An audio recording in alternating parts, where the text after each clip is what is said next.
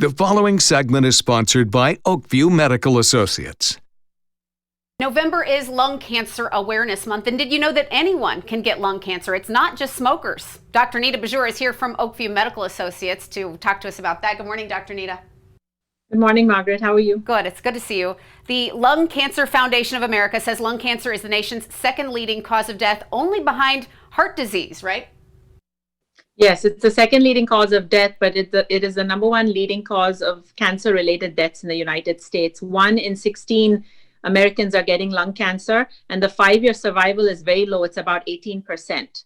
Wow. About 200,000 people are diagnosed annually. 150,000 people lose their lives to lung cancer every year. Most of it, granted, is found in smokers, but about 15% lung cancer is actually found in people that have never smoked. Well, now let's talk about this higher lung cancer risk. Who is at higher risk? Let's start with the risk factors that you cannot change. What are those? Risk factors you cannot change, of course, your family history, right? So if you have a family member that's had lung cancer, make sure you mention that to your physician. There are some screening protocols for that. Age is a big risk factor, although now we're seeing it in younger people as well. Those are not modifiable. Well, other risk factors are based on lifestyle choices that a person can control. So what do we keep in mind there? The number one risk factor we all know of is smoking. So, definitely try to cut back on smoking. Even cutting back makes a big difference. Don't think that you have to be all or none and quit cold turkey, but have a plan with your physician to work towards the goal of quitting eventually. The other thing is like air pollution is a big risk factor. So making sure you protect yourself. There are environmental exposures. Radon is a big one. So there's some environment, and secondhand exposure to tobacco is another big risk factor as well. Well, you always encourage people to quit smoking, and there's a lot of support out there to do that these days. What's your advice?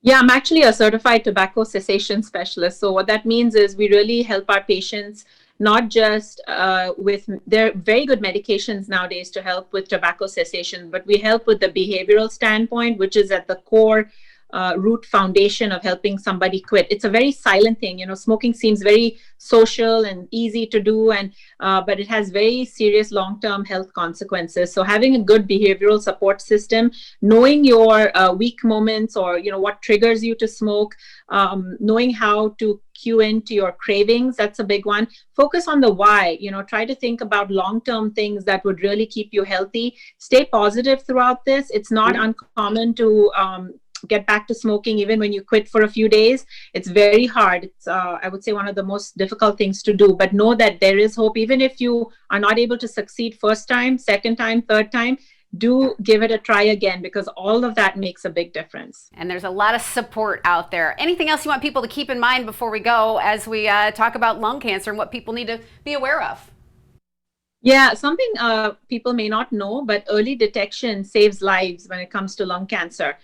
There is a screening protocol in place by our U.S. Preventive Task Force, which is every smoker between the age of 50 to 80, or any former smoker who is within 15 years of quitting, qualifies for a low-dose CT scan of the lung for early detection, and that is done annually. So make sure you mention that to your family physician, your primary care physician, because that is something that can save lives. If we can pick up these lesions early, then we can improve survival.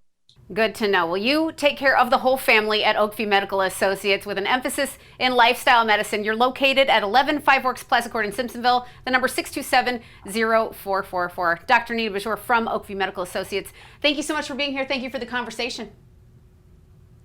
You're welcome. Thank you.